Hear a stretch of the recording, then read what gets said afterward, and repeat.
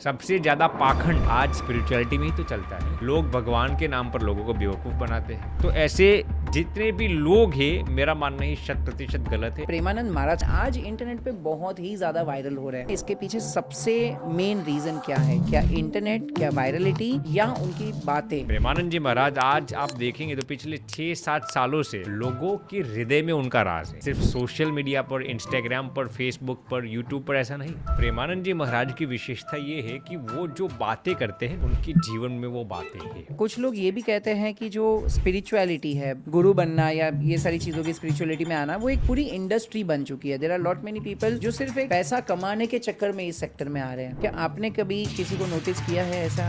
कोई भी प्रोफेशन तो ये पहचानना कैसे? क्योंकि बहुत लोग हमारे आसपास अभी आते हैं, इंस्टाग्राम, यूट्यूब पे दिखते हैं। कैसे पहचानना कि हम किससे ट्रस्ट करें, किस पे ना करें? जो लोगों ने एक माइंडसेट बना लिया है, सोशल मीडिया पर जो जितना पॉपुलर और प्रेस्टिजियस होगा वो सबसे बड़ा संत या कथावाचक या जो कुछ भी होगा। अगर सपोज करो आज मैं डिसाइड करता हूँ कि मैं चलो समझ गया कि स्पिरिचुअलिटी में जाना चाहिए, भगवान में बिलीव करना चाहिए, लेकिन कैसे करें? क्या सही तरीका है? स्पिरिचुअलिटी को कोई भी जब जब हम स्पिरिचुअलिटी की बात करते हैं, मुझे पता है आप में से बहुत सारे लोग ऐसे हैं जिनको भगवान के बारे में, स्पिरिचुअलिटी के बारे में सुनना बहुत अच्छा लगता है, और इसीलिए आपने हमारे प्रीवियस वीडियोस पे भी बहुत ज़्यादा प्यार दिया है। तो बस इसी चीज़ को ध्यान में रखते हुए आज हम एक स्पेशल गेस्ट को आपके सामने लेके आए हैं। जब जब ये गेस्ट को मिलता हूँ, ऑनेस्टली मैंने 2 पॉडकास्ट अभी तक उनके साथ कर लिए हैं, ये तीसरा पार्ट है, लेकिन सारे प्रीवियस वीडियोज़ में आपके बहुत अच्छे कमेंट आए थे और आप सभी ने डिमांड किया था कि हम प्रेमानंद महाराज के बारे में बात करें, इनके साथ हम बात करें कि एक्चुअल में भक्ति होती क्या है। अगर आप में से कोई सोच रहा है कि भाई कैसे स्पिरिचुअलिटी के फील्ड में जाया जाए, कैसे उसमें आगे बढ़ा जाए, तो भाई एग्जैक्ट ब्लूप्रिंट क्या है, और क्या सच में पूरा दिन माला जपना, भगवान के सामने बैठकर पूजा पाठ करना, क्या सच में ये स्पिरिचुअलिटी है? इफ़ नहीं तो क्या तरीका है जिसमें हम बिजी लाइफ में भी ये सारी चीज़ें कर सकते हैं? ऐसे तमाम टॉपिक के ऊपर आज के पॉडकास्ट में हम डिस्कशन करने वाले हैं।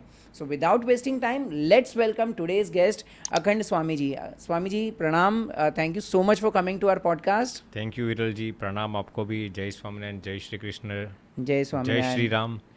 और आपके पॉडकास्ट में जब भी हम आते हैं तो आपके वाइब्रेशंस, आपकी टीम के वाइब्रेशंस, आपकी पॉडकास्ट की रूम के वाइब्रेशंस देखकर हमें बेहद प्रसन्नता होती है। प्रणाम विरल भाई। Thank you so much. ये आपके पास ब्लेसिंग्स है, इसके वजह से हो रहा है।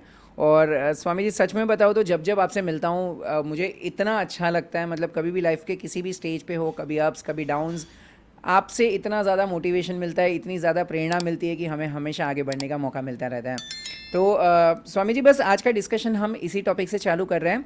बहुत सारे लोगों के कमेंट आ रहे थे कि प्रेमानंद महाराज के बारे में जानना चाहते हैं वो।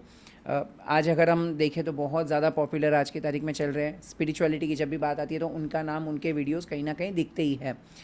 लेकिन ये सच बात है कि आज से अगर मैं 4-5 साल पहले देखूँ तो शायद उनको कोई इतने ज़्यादा लोग नहीं जानते थे। ठीक है, क्लोज नेटवर्क, सर्कल में लोग जानते रहेंगे, लेकिन आज इंटरनेट पे बहुत ही ज़्यादा वायरल हो रहे हैं।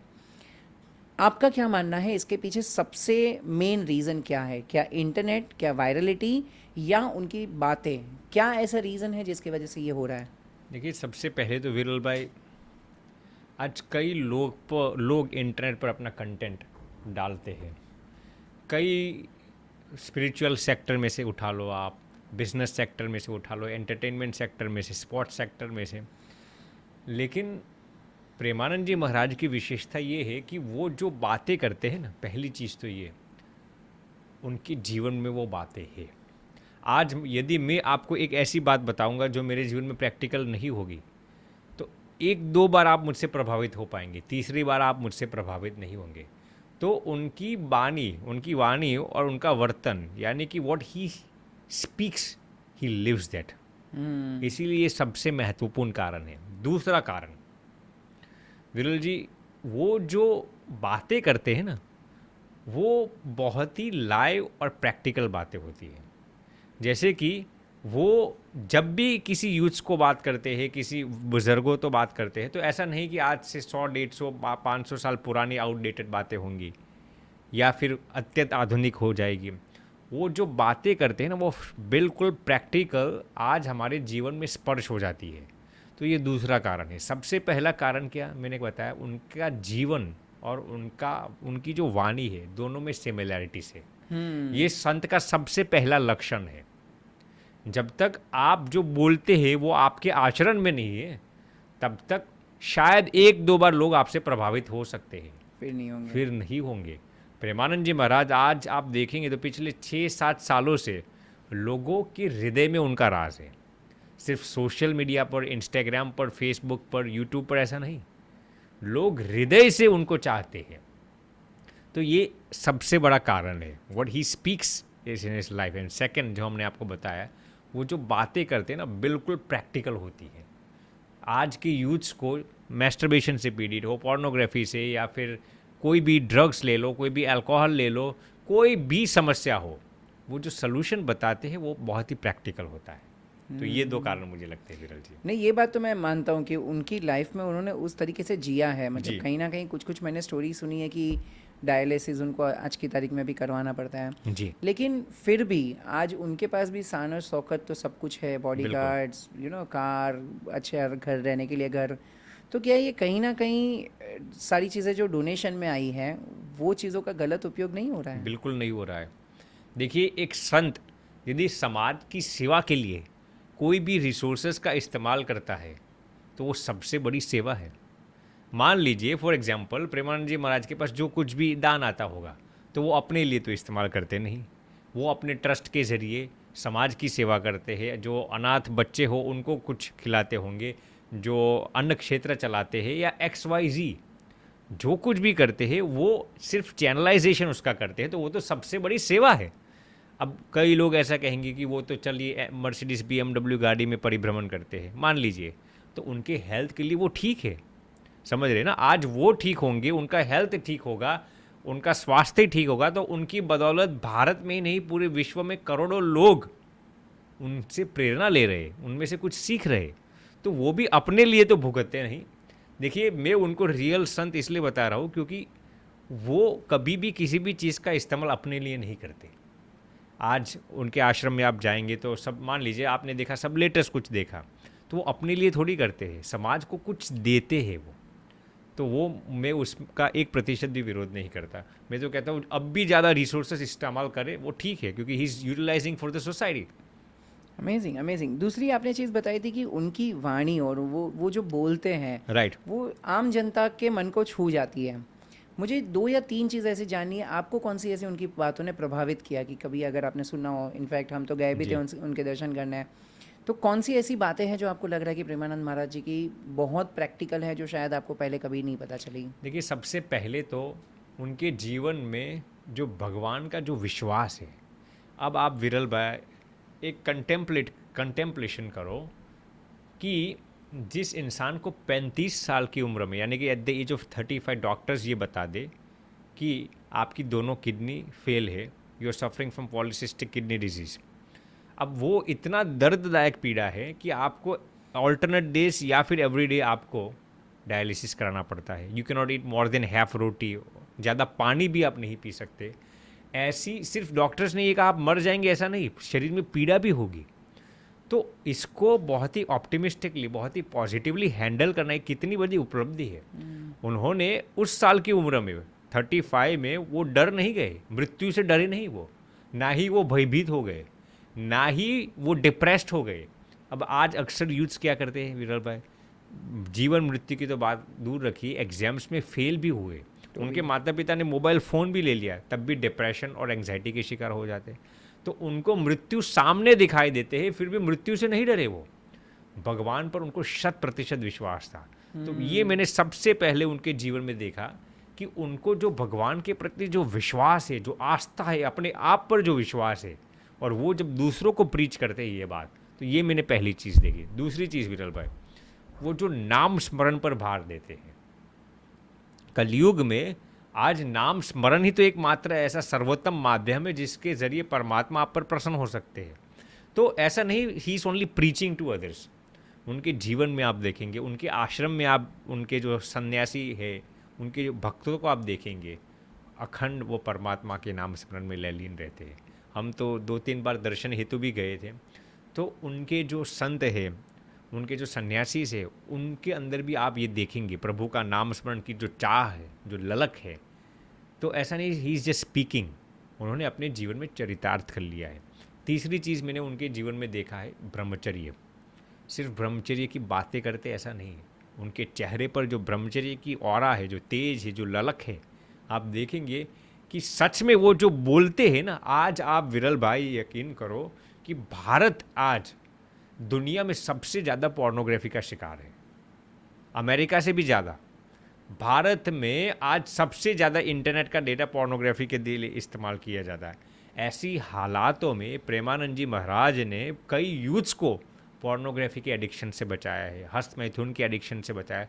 आज तक मैंने एक भी ऐसे प्रवक्ता को इतना ओपनली बोलते हुए नहीं देखा जितना ओपनली इन्होंने पोर्नोग्राफी और ऐसी जितनी भी खराब काम वासनाएं की आदतें हैं उनका जो खंडन किया, लोगों को प्रेरित किया कि आप इस वासना से पर हो जाओ।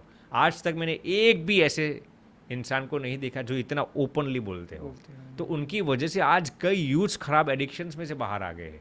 तो ये 2-3 चीज़ें मुझे उनके जीवन की सबसे प्रिय लगती हैं। Absolutely absolutely.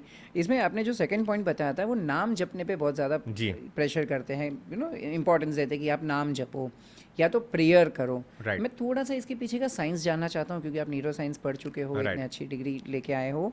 तो मैं थोड़ा सा लॉजिक जानना चाहता हूँ क्योंकि आज हर कोई, हम छोटे थे तब से हमारे बचपन में भी हमें मॉम डैड बोलते हैं कि भाई प्रेयर करो, भगवान के साथ बात करो, उनको बताओ, उनके साथ चर्चा करो। तो ये प्रेयर में या नाम जप में ऐसा क्या साइंस होता है, क्या लॉजिक होता है जिससे हमारी बातें भगवान तक बहुत पहुंचती अच्छा हैं? प्रश्न विरल भाई आपने पूछा। यूनिवर्सिटी ऑफ पेंसिल्वेनिया का ये रिसर्च है। उन्होंने 4 ग्रुप्स में लोगों को डिवाइड किया था। पहले थे 1 से 20-25 साल के लोग, दूसरे 25 से 50, तीसरे से 50 से 70 और चौथा ग्रुप था 70+। आप सुनकर अचंभित हो जाएंगे, 4 ग्रुप्स के लोगों को हर दिन ये बताया गया विरल भाई आपको सिर्फ 15 मिनट के लिए आपको जो भगवान सबसे ज़्यादा प्रिय है उनका नाम स्मरण करना है। कोई भी धर्म का हो गया, हिंदू हो गया, मुसलमान हो गया, क्रिश्चियन हो गया, यहूदी धर्म का, सबको अपने अपने इष्ट का हर दिन 10 मिनट नाम स्मरण, 10 से 15 मिनट। अलग अलग एज जेंडर्स के ग्रुप थे, अलग अलग एथनिसिटीज़, अलग अलग कल्चर्स के लोग, सभी लोग इस रिसर्च में शरीक हुए थे। सिर्फ 3 महीने बाद जो नतीजे सामने आए विरल भाई आप सुनकर अचंभित हो जाएंगे। 3 महीने के बाद जितने भी यूथ्स थे, यानी कि 25 साल से कम लोग वाले टीनेजर्स और वो सब, उनकी जो मेमोरी पावर थी ना, सिर्फ 15 मिनट नाम स्मरण करने से उनकी मेमोरी पावर 60% बूस्ट हो गई। ओह, शॉर्ट टर्म मेमोरी और लॉन्ग टर्म मेमोरी दोनों। दूसरा, उनके जो क्रिएटिविटी के लेवल्स थे, अब आप स्वाभाविक बात है जब आप स्कूल कॉलेज में पढ़ते हैं आपको क्रिएटिविटी और मेमोरी पावर सबसे ज़्यादा चाहिए। Correct. There creativity levels boosted by 76%। अब मैं बात करता हूँ सेकेंड ग्रुप यूथ्स, 25 से 50 साल के जो यूथ्स थे, उसमें सबसे ज़्यादा उनकी जो शॉक अब्जॉर्बिंग कैपेसिटी होती है, यानी कि आपको फेलियर मिली, आपको निष्फलता मिली, आपके जीवन में दुख आ गया, how well can you handle failures. उनके टॉलरेंस के लेवल्स जो थे, पेशेंस के जो लेवल्स थे, उसमें 86% ज़्यादा मुनाफा हुआ सिर्फ 15 मिनट नाम स्मरण करने से। तीसरा ग्रुप जो था 50 से 75 साल का, उनको सबसे ज़्यादा फ़ायदा क्या हुआ जानते हो? उनकी क्रिएटिविटी और मेमोरी पावर तो बढ़े, लेकिन उनका इम्यूनिटी पावर 62% बढ़ गया है सिर्फ 15 मिनट नाम स्मरण करने से। आप विचार कीजिए, इम्यूनिटी पावर बढ़ गया। और जो आखिरी ग्रुप था, उनके जो हैप्पीनेस के जो लेवल्स थे, वो नाम स्मरण करने से 96% बूस्ट हो गए। तो ये यूनिवर्सिटी ऑफ पेंसिल्वेनिया का ये रिसर्च है कि नाम स्मरण आप दिन में कम से कम 10 से 15 मिनट पूरा काम साइड में करके, उस वक्त आपको न तो मोबाइल देखना है, ना ही खाना है, ना ही पीना है, 15 मिनट आप एक्सक्लूसिव हर दिन, मैं सभी यूथ्स को भी ये कहना चाहूँगा, समय निकाल कर आप नाम स्मरण करो। मैं गारंटी के साथ कह सकता हूँ आपको यदि फाइनेंशियल प्रॉब्लम्स होगा वो भी दूर से होंगे, फैमिली प्रॉब्लम्स, सोशल प्रॉब्लम्स, या फिर आपका कोई भी प्रॉब्लम्स ले लो, memory power, brain power, concentration power, immunity, सब में आपको मुनाफा देखने को मिलेगा। सिर्फ हर दिन 15 मिनट शिद्दत से, प्रेम से, अहोभाव से, महिमा से 15 मिनट नाम स्मरण करके देखिए। और इसीलिए मैं शायद मेरा मानना है प्रेमानंद जी महाराज भी इस पर इतना ज़्यादा भार डालते हैं। देखिए, आपने उनके जीवन में देखा होगा विरल जी, जब वे छोटे थे, यानी कि उनका जन्म हुआ 1969 में, 13 साल की उम्र में उन्होंने संन्यास धारण किया, घर से चले गए वो। जब वो 8-10 साल के भी थे ना, तब भी उनके अंदर एक ललक थी, मुझे परमात्मा का दर्शन करना है, और हर क्षण वो नाम स्मरण करते थे परमात्मा का। आज उनके मुंह से भी हमने तो कई बार सुना है कि वो जब छोटे से 10 साल के उम्र थे, तब से ही उनके अंदर ये नाम स्मरण की ललक पड़ गई थी, राधा राधा राधा राधा, कृष्ण कृष्ण कृष्ण कृष्ण। और 13 साल में जब उन्होंने घर छोड़ा, तो फिर आप तो जानते होंगे उनके पिताजी उनको ढूंढने के लिए आए थे, 3 दिन के अंदर उनको ढूंढ लिया और कहा कि चल तुझे घर पे आना है। उस वक्त उनका नाम अनिरुद्ध पांडे था। ये अनिरुद्ध पांडे जी कहते हैं कि नहीं, मैंने ठान लिया है कि इसी जन्म में मुझे परमात्मा का साक्षात्कार करना है। परमात्मा, वो उनके पिताजी कहते हैं कि ऐसा थोड़ी है सन्यासी बनने से ही आपको परमात्मा दर्शन देंगे। उन्होंने कहा नहीं, मैंने ठान लिया है, आप मेरी आध्यात्मिक यात्रा में बीच में कृपया न आओ। उन्होंने विनम्रतापूर्वक कहा। फिर पिताजी ने उन्हें बड़े प्रेम से उन्हें कहा कोई बात नहीं, आप परमात्मा के मार्ग पर आगे जाना चाहते हो जाओ। फिर वहाँ से वो काशी आए, वाराणसी में आए। वाराणसी में उन्होंने कई साल तक तपश्चर्या की। आपने जो मुझे बताया था अभी, उनके जीवन की क्या अच्छी चीज़ लगती है। उनके जीवन का नियम था विरल जी, वो सिर्फ 15 मिनट के लिए भिक्षा मांगते थे। यदि 15 मिनट में किसी के घर से कोई मधुकरी नहीं मिली, कोई भिक्षा नहीं मिली, तो उस दिन वो उपवास करते थे। ऐसे कई दिन उन्होंने वाराणसी में उपवास में बिताए। और तपश्चर्या यानी गंगा जी में 3-4 बार ठंडे पानी में स्नान करना, उस उम्र में उपवास करना, कितनी बड़ी तपश्चर्या है। रहने का कोई ठिकाना नहीं, खाने पीने का कोई ठिकाना नहीं, कोई पहचान नहीं, कोई परिचय नहीं। फिर उनको वो उन्होंने राधा जी और श्री कृष्ण जी का वो रासलीला का उन्होंने प्रदर्शन देखा। फिर उनके जो आयोजक थे उन्होंने कहा कि आप एक बार वृंदावन आइए, बिहारी जी आपको कभी छोड़ेंगे नहीं। तो उनके शब्द उनको अच्छे लग गए। फिर वो वृंदावन आए। फिर उनके गुरुजी जो मोहित गोस्वामी जी, राधा वल्लभ संप्रदाय जो है, उनके गुरुजी जो मोहित गोस्वामी जी थे, उनका दर्शन हुआ, उनको उन्होंने गुरु बनाया। फिर मोहित गोस्वामी जी ने उनके जो बड़े गुरुजी थे गौरांगी शरण प्रभु जी, उनसे भेंट करवाया। उनकी 10 साल लगातार उन्होंने सेवा की। और सेवा में सिर्फ ऐसा नहीं, उनके चरण चंपी करना, उनके बर्तन साफ करना, उनके लिए भोजन बनाना, कपड़े धोना, सुखाना, फिर भिक्षा मांगना, 10 साल तक कठोर तपश्चर्या की। कठोर यानी तीव्रतम तपश्चर्या की। फिर उनको दीक्षा दी गई और अनिरुद्ध पांडे में से प्रेमानंद जी महाराज नाम धारण करवाया गया। और फिर जब उनको ये मालूम पड़ता है किडनी पेन होता है, डॉक्टर्स को दिखाते, डॉक्टर्स कहते हैं तुम्हारी आपकी दोनों किडनीज फेल हो गई, पॉलीसिस्टिक किडनी डिसीज से आप सफ़र कर रहे हो। फिर उन्होंने ही बताया था, एक दिन वो भंडारे में वो भोजन कुछ बनाते थे और थोड़े उनके चेहरे पर ग्लानि दिखाई दी। दूसरे संत ने कहा कि आप चिंता मत करो, आप कम से कम 80 साल जियोगे। तो ये कमाल है ना, किसी संत ने उनको आशीर्वाद दिया कि आपको 80 साल तक कुछ नहीं होगा। आज कई लोग भयभीत हो जाते हैं, जैसे उनकी तबीयत के विषय में लोगों को सुनने को मिलता है, लेकिन संत के आशीर्वाद है, उनको 80 साल तक कुछ नहीं होगा। तो मैंने उनके जीवन में विरल जी, हमने कई बार देखा है कि उनके अंदर ये जो नाम स्मरण की ललक है, हर परिस्थिति में पॉजिटिविटी के सबसे बड़े मिसाल है वो। करेक्ट। आज यदि कोई भी यूथ छोटी छोटी चीज़ों में डिप्रेशन के शिकार होते हैं, एंग्जाइटी के शिकार होते हैं, स्ट्रेस के शिकार होते हैं, तो मैं कहता हूँ आप प्रेमानंद जी महाराज को आदर्श बना लीजिए। कितना संघर्ष उनके जीवन में है। आज हम उनकी प्रसिद्धि देखते हैं, आज हम उनकी प्रसिद्धि के सब देख रहे हैं सोशल मीडिया पर, इंस्टाग्राम पर, फेसबुक पर, लेकिन उन्होंने अपने जीवन में कितने कष्टों को सहा है। और ऐसे कष्टों में नेगेटिव न होना, वो कितनी बड़ी उपलब्धि है। तो आज लोग क्या देखते हैं, अरे कितने फेमस है, BMW मर्सिडीज में। भैया आप ये तो देखिए उनके शरीर में पीड़ा कैसी हो रही है। इतनी पीड़ा में वो हंसते हैं, लोगों को हंसाते, ये कितनी बड़ी सेवा है। लोगों को ज्ञान बांटते हैं, कितनी बड़ी सेवा। और इतना ही नहीं विरल जी, आपने देखा होगा कि सिर्फ सनातन हिंदू धर्म के लोग उनको प्रेम करते, ऐसा नहीं। आज मक्का मदीना जाकर कई लोग उनके लिए प्रार्थना करते हैं, उनकी दुआ मांगते हैं। आप देखेंगे अभी एक वीडियो वायरल हुआ था, प्रयागराज में कोई मुसलमान भाई उनके लिए प्रार्थना करते थे कि उनका स्वास्थ्य ठीक हो। मुझे अभी एक अहमदाबाद में एक मुसलमान भाई मिले थे, तो उनके फ़ोन में मेरे बगल में बैठे थे। हमने कहा क्या कर रहे हो? प्रेमानंद जी महाराज के प्रवचन सुन रहे।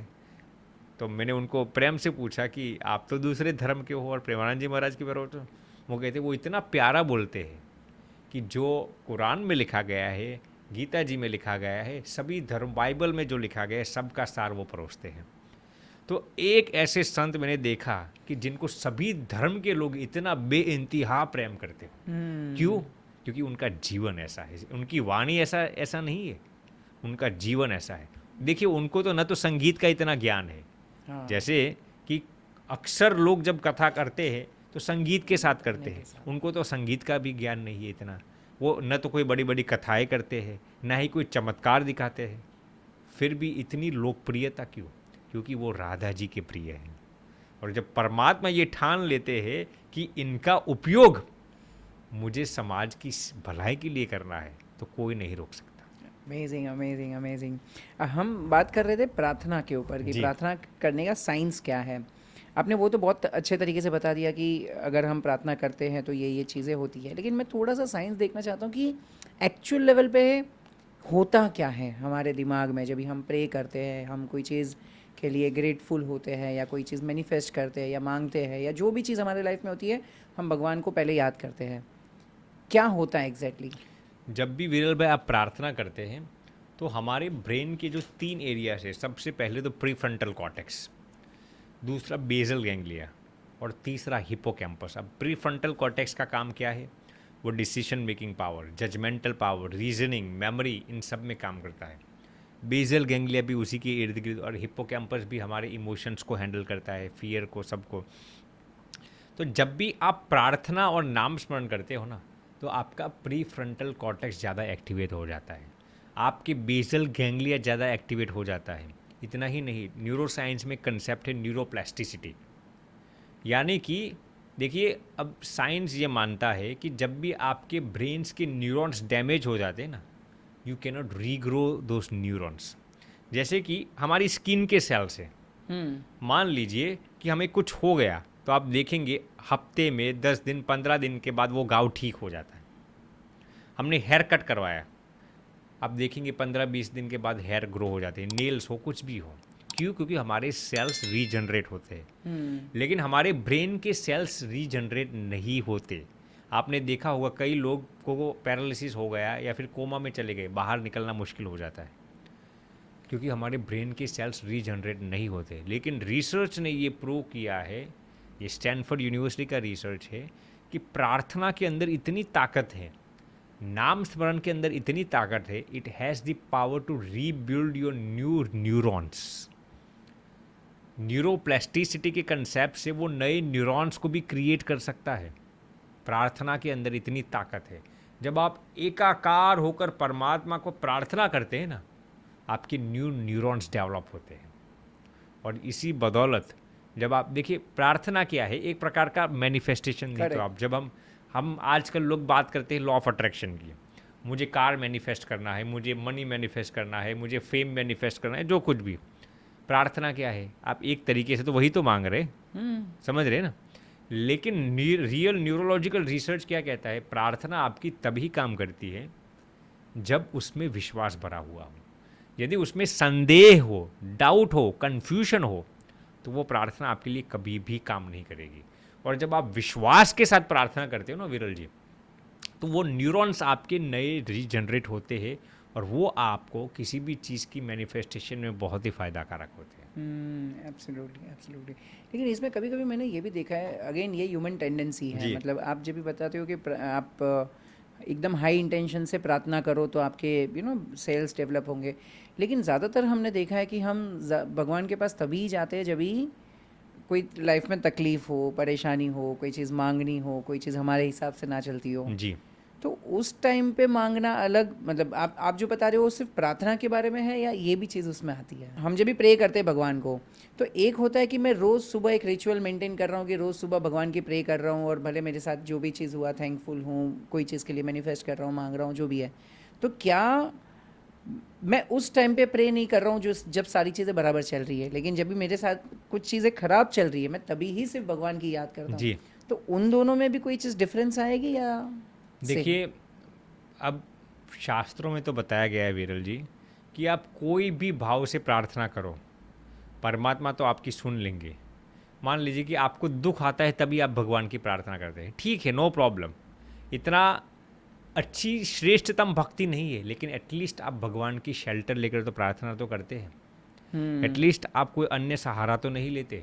करेक्ट। एटलीस्ट आप परमात्मा पर विश्वास तो रखते हैं कि वो जो करते हैं वो मेरे लिए कुछ करेंगे, अच्छा करेंगे। एक फेथ के साथ जब आप परमात्मा के साथ या लॉ ऑफ अट्रैक्शन के ज़रिए कुछ मैनिफेस्ट करना चाहते हैं, तो वो मेरा मानना है कि वो 100% कुछ गलती नहीं है उसमें। कम से कम वो आप पूरी शिद्दत के साथ जो कुछ भी मांगते हो वो परमात्मा के पास मांगते हो। हाँ। So I think that is a very good thing, उसमें कोई नहीं, और उसमें एक और चीज़, एक बेनिफिट हो जाती है कि जब भी हम मांगते हैं तभी एग्जैक्टली हमें क्लियर होता है कि हमें चाहिए क्या। बिल्कुल, ये बहुत सारे लोगों को अपना क्लियर होता ही नहीं है। बिल्कुल, हाँ। और इसमें भी आगे मैं आपको विरल भाई बताता हूँ। देखिए, लॉ ऑफ अट्रैक्शन में आजकल लोग कहते हैं कि आप ये मैनिफेस्टेशन करो, ये करो, ये करो, लेकिन वो मैनिफेस्ट आपके लिए कभी भी तब तक नहीं होगा जब तक आप उसको मांग नहीं लेते। अब मैं आपको समझाता हूँ कैसे। किसी को पैसा चाहिए, जब तक आप ये सोचेंगे मैं गरीब हूँ मुझे पैसा चाहिए, पैसे कभी भी आपके जीवन में नहीं आएंगे। क्यों? क्योंकि आप फिलहाल जो मैनिफेस्ट करना चाहते हो ना, उसकी अभाव की अवस्था में आपने अपने आप को रख दिया। मान लीजिए कि आपको एडिक्शन छोड़ना है, किसी को शराब के एडिक्शन छोड़ना है, जब तक वो ये समझेगा कि मैं शराबी हूँ, वो एडिक्शन कभी भी छोड़ नहीं सकेगा।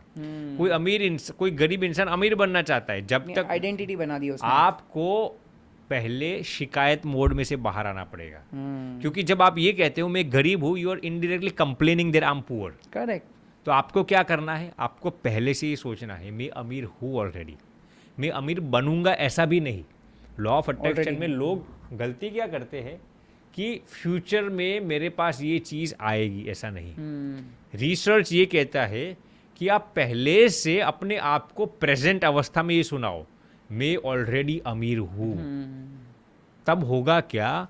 आपको पूरी कायनात ऐसे लोगों से ही अलाइन करेगी जो अमीर है। यदि आप पहले ये सोचेंगे मैं अमीर नहीं हूँ, मैं अमीर बनना चाहता हूँ, तो आप कभी भी पैसों को मैनिफेस्ट इसलिए नहीं कर पाएंगे क्योंकि आपके इर्द गिर्द का जो एनवायरनमेंट होगा, लोगों का, प्लेस का, वो अक्सर मुफलिस लोग ही होंगे जो अमीर न होंगे। तो आपको पहले से अपने आप को ये आश्वासन दिलाना है मैं अमीर हूँ, आप ऑलरेडी रिच। फिर आपके पास सभी रिसोर्सेज ऐसे ही अलाइन हो जाएंगे। आपको रिसोर्सेज ढूंढने के लिए नहीं जाना पड़ेगा, आपके पास सामने से रिसोर्सेज आ जाएंगे और आप अमीर बन के ही रह जाएंगे। तो ये रियल रिसर्च इसी बात को दोहराता है बार बार। अमेजिंग। स्वामी जी, एक और बात हमने की थी स्टार्टिंग में, जैसे भी आपने बताया कि प्रेमानंद महाराज जो चीज़ कहते हैं वो उन्होंने अपने खुद के लाइफ में किया है जी। जो वो सेवा या जो भी अभी हम कार या बंगला या जो भी उनका घर देखे या आसपास में सेवा देखे हैं, वो सारी चीज़ें डिज़र्व करते हैं। लेकिन आज कुछ लोग ये भी कहते हैं कि जो स्पिरिचुअलिटी है, गुरु बनना, स्वामी गुरु बनना या ये सारी चीज़ों की स्पिरिचुअलिटी में आना, वो एक पूरी इंडस्ट्री बन चुकी है। There are lot many people जो सिर्फ एक पैसा कमाने के चक्कर में इस सेक्टर में आ रहे हैं। क्या आपने कभी किसी को नोटिस किया है ऐसा? और देखिए विरल भाई, जहाँ पर भी कोई भी प्रोफेशन को आप पकड़ लो, अच्छे लोग भी होंगे, बुरे लोग भी होंगे। जैसे फॉर एग्जांपल मैं देता हूँ, आप इस दुनिया में जितने भी डॉक्टर्स हैं, क्या सही सब गलत है? क्या सब सही है? डॉक्टर्स में भी आपको कुछ गलत लोग मिलेंगे, कुछ अच्छे मिलेंगे। आप उठा लो IAS IPS, politicians, doctors, engineers, architects, वैसे ही इस फील्ड में भी ऐसा ही है।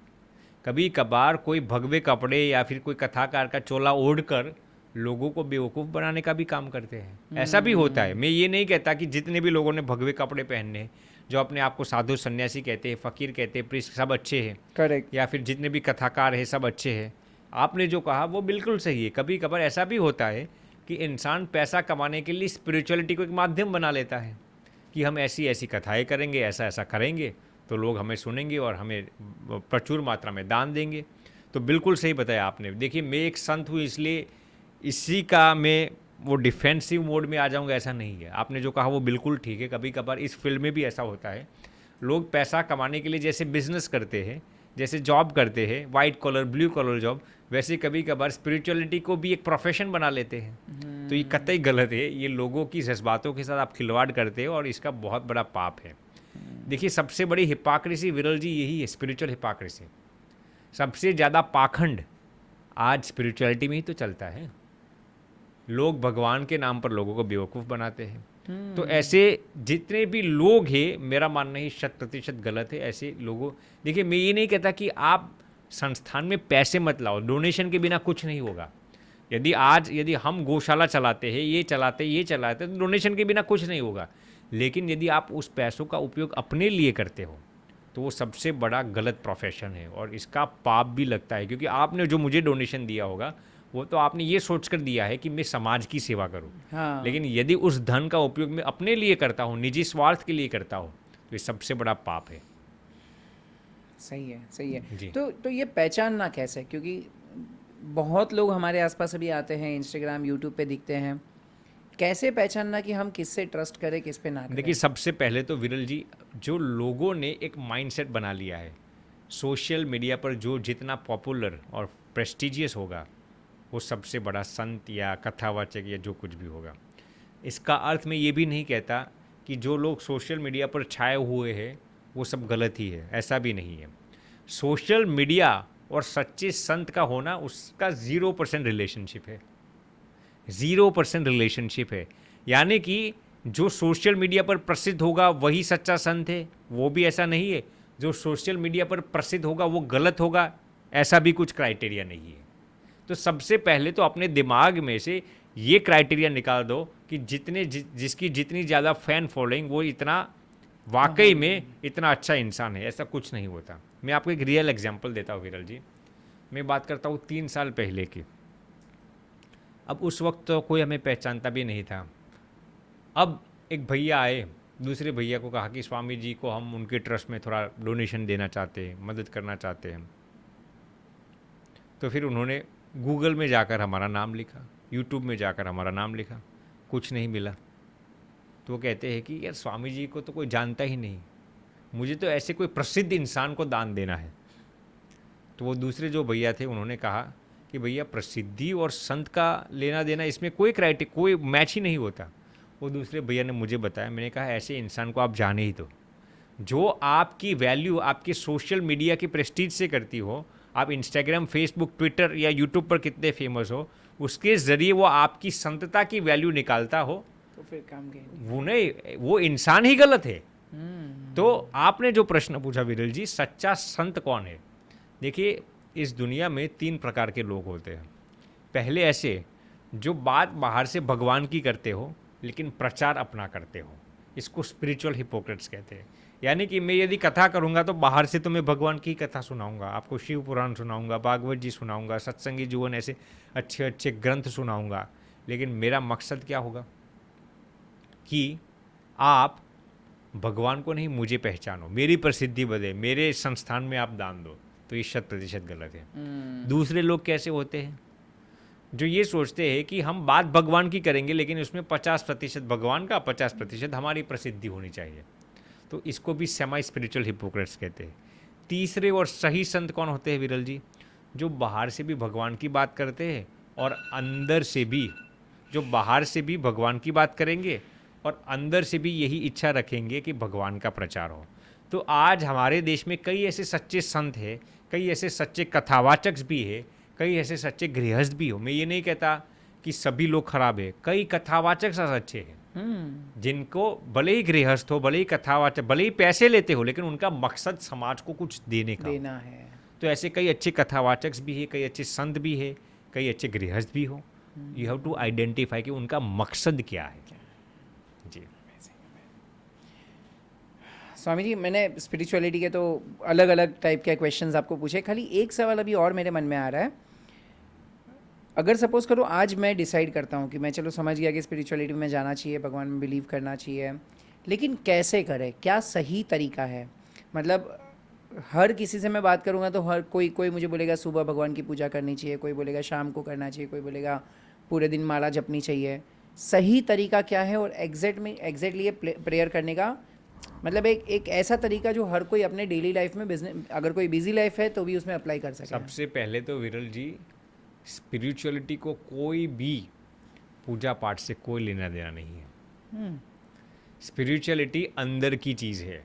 जिसको हम देखिए, स्पिरिचुअलिटी और रिलीजन में बहुत ज़मीन आसमान का फ़र्क है। रिलीजियस होना और स्पिरिचुअल होना, उसमें ज़मीन आसमान का फ़र्क है। रिलीजन में क्रियाकांड, पूजा पाठ, वो सब आता है। स्पिरिचुअलिटी अंदर की चीज़ है, जिसको हम संस्कृत में अध्यात्म कहते हैं। तो धर्म और अध्यात्म अलग चीज़ है। अध्यात्म संस्कृत शब्द है, उसका अर्थ क्या है? अधि आत्मनि इति अध्यात्म, यानी कि अंदर की जो चीज़ है उसको आप आध्यात्मिक कहते हैं। अब मैं आपको एग्जांपल देता हूँ।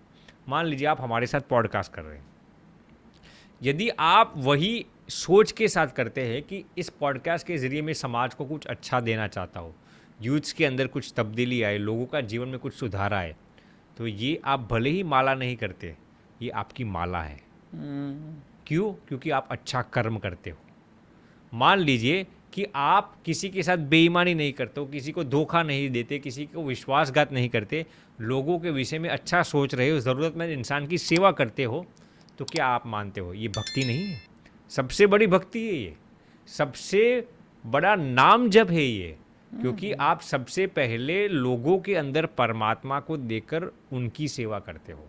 मान लीजिए आप रास्ते में जा रहे हो, कोई गौ माता बेचारी पीड़ित है, भूखी है, आपने गाय को कुछ खिला दिया, तो क्या वो भक्ति नहीं है? वो माला नहीं है? वो पूजा नहीं है? अरे सबसे बड़ी माला, सबसे बड़ा तप है वो, क्योंकि गाय के अंदर जो परमात्मा विराजमान है उनकी आपने सेवा की है। तो सबसे पहले तो आपने जो स्पिरिचुअल प्रैक्टिसेस कही, सबसे पहले मैं ये बताऊंगा, अपने कर्मों को ही भक्ति बनाओ, अपने सत्कर्मों को ही भक्ति बनाओ। कई लोग पूछते हैं धर्म बड़ा या कर्म बड़ा, कई लोग ऐसा हमें प्रश्न पूछते हैं।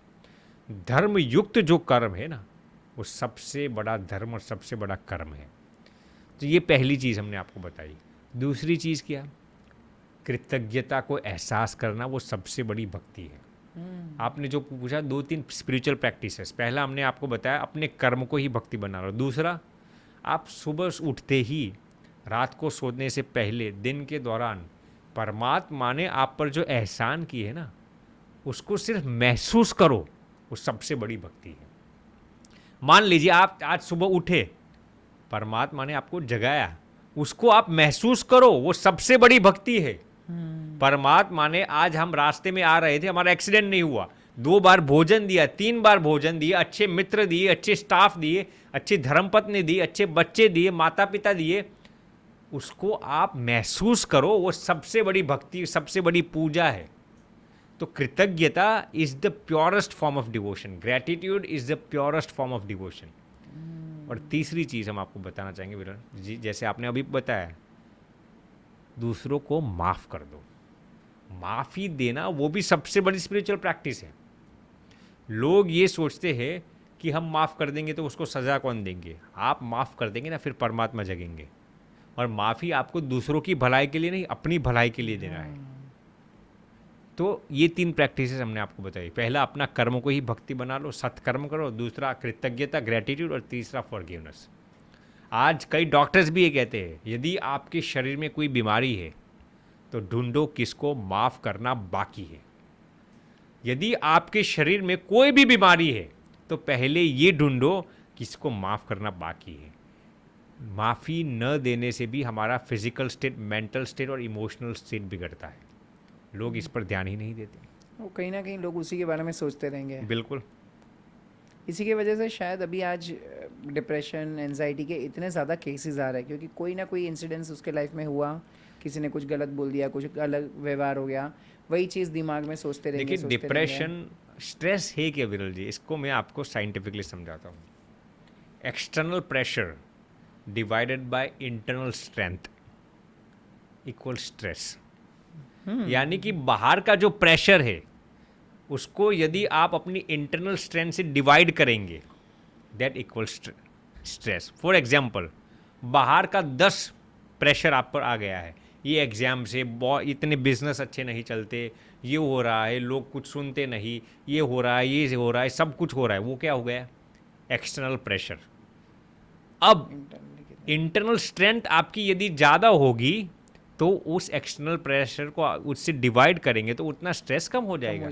लेकिन जितना आपकी इंटरनल स्ट्रेंथ कमज़ोर होगी उतना ही आपके स्ट्रेस के लेवल्स ज़्यादा होंगे, because stress equals external pressure divided by internal Internal strength. strength. अब मैं आपको क्या कहना चाहता हूँ, आप एक्सटर्नल प्रेशर को चेंज नहीं कर पाएंगे, एक्सटर्नल सर्कमस्टेंसेस को आप चेंज नहीं कर पाएंगे, बाहर की सिनेरियोज को आप चेंज नहीं कर पाएंगे। आपको क्या करना होगा, इंटरनल स्ट्रेंथ को बढ़ाना पड़ेगा। जितना आपका इंटरनल स्ट्रेंथ मजबूत होगा, फौलादी होगा, इतना ही आपकी स्ट्रेस, डिप्रेशन और एंग्जाइटी की मात्रा कम हो जाएगी। बस ये इंटरनल स्ट्रेंथ बढ़ाने का तरीका क्या? दो चीज़ें हैं। बहुत अच्छा प्रश्न पूछा आपने विरल जी। पहला तो नाम स्मरण, जैसे हमने इस पर विस्तृत चर्चा की, परमात्मा की आप दिल से 10-15 मिनट नाम स्मरण करो, आपका इंटरनल स्ट्रेस 7वें आसमान तक पहुंच जाएगा।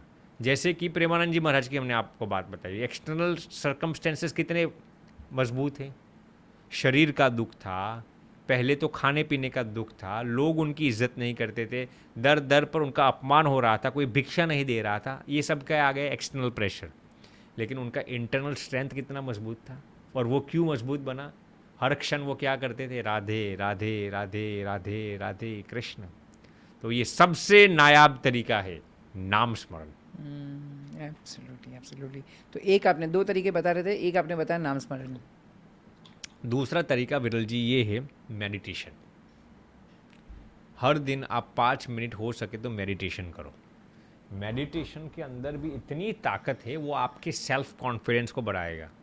पैकिन्स यूनिवर्सिटी चाइना का ये रिसर्च है विरल भाई, people who meditate at least 10 minutes a day, जो हर दिन 10 मिनट के लिए मेडिटेशन की प्रैक्टिस करते हैं ना किसी तरीके से, उनके सेल्फ कॉन्फिडेंस के लेवल्स एक ही महीने के अंदर 60 to 70% ज़्यादा बढ़ जाते हैं, सिर्फ मेडिटेशन करने से। तो आप ध्यान करो और नाम स्मरण करो, ये दोनों बहुत ही पावरफुल तरीके हैं स्ट्रेस, एंग्जाइटी और डिप्रेशन को निपटने के लिए, इंटरनल स्ट्रेंथ को बढ़ाने के लिए। अमेजिंग अमेजिंग अमेजिंग, बहुत बहुत शानदार तरीके से आपने समझा दिया, और मुझे लग रहा है कि ये एकदम प्रैक्टिकल सोल्यूशन है। या ये दो चीज़ें हैं जो आपने बताई, एक तो मेडिटेशन करो और एक नाम जपो। ये दो चीज़ करोगे तो इंटरनल स्ट्रेंथ बढ़ जाएगी, और जितनी ज़्यादा इंटरनल स्ट्रेंथ बढ़ेगी उतना आप एक्सटर्नल चीज़ों को झेलने की कैपेबिलिटी आपके अंदर आ जाएगी। एब्सोल्युटली एब्सोल्युटली, बहुत अच्छे तरीके से आपने समझा दिया। लेकिन ये सारी चीज़ें सर प्रैक्टिकली होती नहीं है। मतलब हम बात करेंगे कि चलो मेडिटेशन कर लो, ये कर लो, वो कर लो, लेकिन मैं कभी कभी देखता हूँ कि आज कितने सारे ऐसे लोग हैं जो पुरानी कोई घटना हो गई उसके ऊपर हर रोज़ सोचते ही रहेंगे, सोचते ही रहेंगे, सोचते ही रहेंगे। अगर हम उनको बोलेंगे कि भाई मत सोचो, जाने दो, जो चीज़ है फॉरगिव करो, आगे बढ़ो, आगे की लाइफ, वो नहीं छोड़ पाएंगे। रीज़न क्या, और ऐसे लोगों को कैसे समझाए? देखिए, पुरानी चीज़ों को छोड़ने के लिए आपको क्या करना पड़ेगा, प्रेजेंट में जीना पड़ेगा। अब प्रेजेंट में जीने के लिए आपको क्या करना पड़ेगा, आज सबसे बड़ी प्रॉब्लम क्या है Viral ji, people are not living in the present moment. मान लीजिए कि आप हमारे साथ पॉडकास्ट करते हो, यदि मैं ये सोचूंगा कल मुझे मुंबई से दिल्ली जाना है, और उसी के विचार में फ्यूचर का सोचने लगा, या फिर आपके पॉडकास्ट में आने से पहले मेरे साथ कुछ ऐसी इंसिडेंट हो गई जिसने मेरा दिमाग ख़राब कर दिया हो, तो मैं पास्ट का विचार कर रहा हूँ। अब डिप्रेशन, स्ट्रेस, एंग्जाइटी या कोई भी बड़ी बड़ी बीमारियों का सबसे बड़ा कारण यही है कि we are not living in the present moment. हमारे जीवन में जितनी भी खराब इंसिडेंट्स हो गई है उसको हम छोड़ नहीं सकते, उसको पकड़ पकड़ कर। आज ही हमारे साथ एक बंदा था, अब उसके साथ किसी ने गलत किया था, तो सुबह उठते ही मुझे कह रहे थे, स्वामी जी ये इंसान इतना ख़राब है, इतना ख़राब है, इतना। मैंने कहा मान लिया मैंने वो ख़राब है, 100% वो खराब ही था, लेकिन मैंने कहा तू इसके बारे में सोच कर अपने दिमाग को ख़राब कर रहा है, अपनी एनर्जी को ड्रेन करता है, अपने रिसोर्सेज को ड्रेन करता है। वो कहते हैं स्वामी जी वो मेरा कुछ काम, सब काम मेरा बिगाड़ता है। मैंने कहा मान लिया गलती उसकी ही है, लेकिन तू प्रेजेंट मोमेंट में जी, वरना तू खुद डिप्रेशन का मरीज़ हो जाएगा। अब प्रेजेंट मोमेंट में जीने के लिए सबसे नायाब तरीका है ज्ञान। You need knowledge. किस चीज़ का नॉलेज? Everything is temporary. क्या? Everything is temporary. एक बार अकबर ने बिरबल को पूछा कि आप मुझे एक ऐसी चीज़ बताओ जो हर एक सुखी इंसान को भी दुखी बना देगा और दुखी इंसान को भी सुखी बना देगा। तो बिरबल ने क्या कहा जानते हो? ये वक्त भी बीत जाएगा। क्या? ये वक्त, ये समय भी बीत जाएगा। तो मेरे कहने का तात्पर्य क्या है, इंसान अपने आप को उसी चीज़ को होल्ड इसलिए करता रहता है क्योंकि ये सोचता है कि ये समय मेरे जीवन में आजीवन ऐसा ही रहेगा, मेरे जीवन में खराब समय आजीवन ऐसा ही रहेगा, मेरे जीवन में खराब लोग आजीवन ऐसे ही मिलते रहेंगे, मेरे बिजनेस में जो अभी लॉस हो रहा है वो अब ऐसी ही परिस्थितियाँ पूरी ज़िंदगी रहेगी। Everything is temporary. ये जब आपके दिमाग में फिट हो जाएगा ना, आप हर क्षण हर हाल में प्रसन्न रहेंगे। देखिए, अहंकार इंसान को क्यों आता है? क्योंकि उसके पास जो पावर है, जो सत्ता है, जो पोजीशन है, जो फेम है, वो सोचता है कि ये तो परमानेंट रहेगा। तो वो ये सोचता है कि मैं इस पोस्ट पर आजीवन रहूँगा, लेकिन उसको ये ज्ञान नहीं कि एवरीथिंग इज़ टेम्पररी। जब उसको ये ज्ञान हो जाएगा कि एवरीथिंग इज़ टेम्पररी, वो अहंकार नहीं करेगा, वो खुश नहीं होगा, वो प्रसन्न अवस्था में आ जाएगा। कौन सी अवस्था में? खुश रहना और प्रसन्न रहना अलग चीज़ है। खुशी कभी कभार अहंकार में से जन्म लेती है, प्रसन्नता कभी भी अहंकार में से जन्म नहीं लेती। करेक्ट। तो प्रसन्नता में रहने का सबसे नायाब तरीका यही है कि live in the present moment and with the knowledge that everything is transient, everything is temporary. Amazing amazing amazing. सच में आज आपने जो सोल्यूशन दिया वो कहीं ना कहीं मुझे एकदम 100% प्रैक्टिकल लग रहा है, और ये अगर किसी ने इम्प्लीमेंट करना चालू कर दिया तो आज में जीना चालू कर देंगे। और ये चीज़ आपने बहुत सही बताई कि अगर कुछ भी लाइफ में चीज़ ख़राब हो रही है तो समझ लो कि ये आज हो रही है, कल नहीं होगी, ये टेम्पररी है। बिल्कुल। और वो चीज़ सोचना चालू कर दिया तो आपका आधा स्ट्रेस तो वहीं पर ख़त्म हो बिल्कुल। जाएगा। Absolutely. Thank you so much Swami ji, बहुत बहुत मज़ा आया आपके साथ बात करके। हमने प्रेमानंद महाराज के बारे में बहुत सारी चीज़ें बात कर ली, स्पिरिचुअलिटी का रियल मीनिंग समझ लिया, और कहीं ना कहीं हमने बहुत सारे दूसरे टॉपिक के ऊपर भी बात कर ली, एंजाइटी को क्या करना है, डिप्रेशन से कैसे निकलना, बहुत सारी चीज़ों का प्रैक्टिकल सोल्यूशन देख लिया। स्वामी जी, आपके साथ और घंटों बात करने की इच्छा तो हो रही है, लेकिन मुझे पता है कहीं ना कहीं टाइम लिमिट है आपके पास, इसलिए आज आप इतना समय निकाल के आए, थैंक यू सो मच।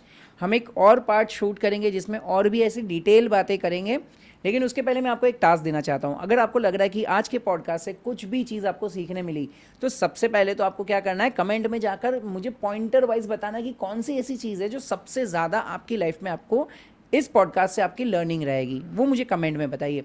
और दूसरा, अगर आपको ऐसा चाहिए कि मैं स्वामी जी के साथ एक और टॉपिक करूं, एक और टॉपिक के ऊपर बात करूं, तो मुझे वो टॉपिक भी नीचे कमेंट में बताइए कि क्या चाहते हो, आपकी कौन से टॉपिक पे मुझे उनसे बात करनी चाहिए। मैं आपके कमेंट को एकदम ध्यान से पढ़ूंगा, कोशिश करूंगा उसको रिप्लाई भी करूं, और जिसकी भी सबसे ज़्यादा कमेंट आती है, जो टॉपिक की सबसे ज़्यादा डिमांड आती है, स्वामी जी हम फिर से एक बार मिलेंगे और उसी टॉपिक पे बात करेंगे। हमें भी बेहद प्रसन्नता हुई विरल जी आपके साथ, और भगवान को भी प्रार्थना करते हैं आपके जितने भी दर्शक हो सबको भगवान हमेशा नए नए ज्ञान से नवपल्लवित रखे। थैंक यू बहुत थैंक बहुत यू आनंद थैंक यू जी। सो मच, प्रणाम थैंक यू प्रणाम सो मच। प्रणाम।